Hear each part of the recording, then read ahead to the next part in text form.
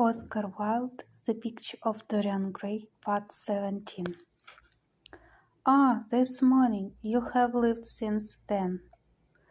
There came a knock at the door, and the butler entered with a leaden tea tray and sat it down upon a small Japanese table. There was a rattle of cups and saucers and the hissing of a flooded Georgian urn. Two globe-shaped china dishes were brought in by a page. Dorian Gray went over and poured out the tea. The two men sauntered languidly to the table and examined what was under the covers. "Let us go to the theatre tonight," said Lord Henry. "There is sure to be something on somewhere. I have promised to dine at White's, but it is only with an old friend, so I can send him a wire to say that I am ill, or that I am prevented from coming in consequence of a subsequent engagement. I think that would be a rather nice excuse. It would have all the surprise of candor. It is such a bore putting on one's dress clothes," muttered Hallward, "and when one has them on, they are so horrid." "Yes," answered Lord Henry dreamily, "the costume of the 19th century is detestable. It is so sombre, so depressing. Sin is the only real color element left in modern life." "You really must not say things like that before Dorian, Harry." "Before which Dorian? The one who is pouring out tea for us, or the one in the picture?" "Before either." "I should like to come to the theatre with you, Lord Henry," said the lad.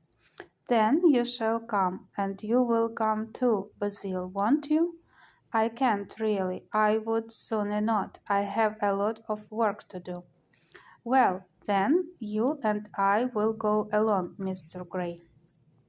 "I should like that awfully."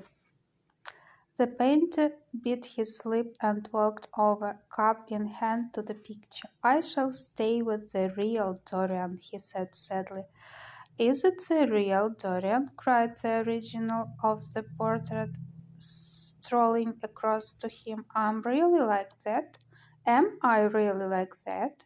"Yes, you are just like that." "How wonderful, Basil! At least you are like it in appearance, but it will never alter," sighed Hallward. "That is something."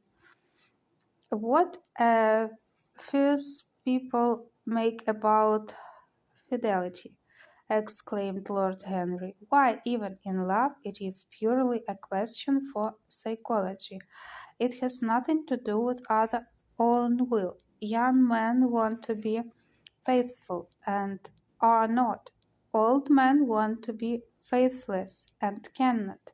That is all one can say." "Don't go to the theatre tonight, Dorian," said Hallward.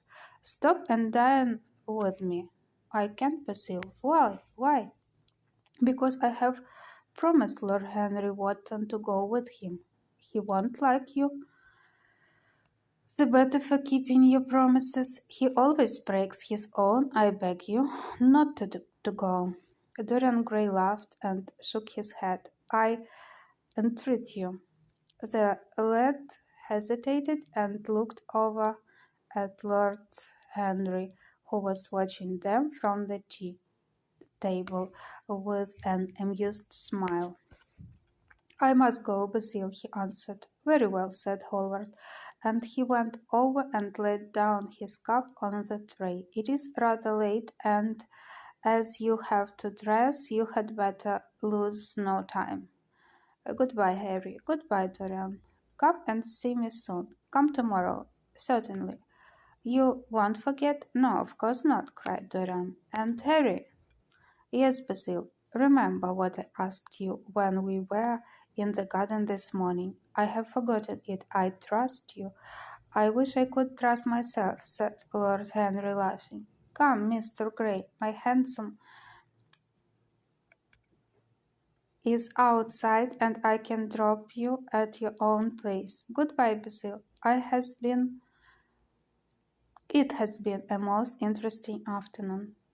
As the door closed behind them, the painter flung himself down on a sofa, and a look of pain came into his face.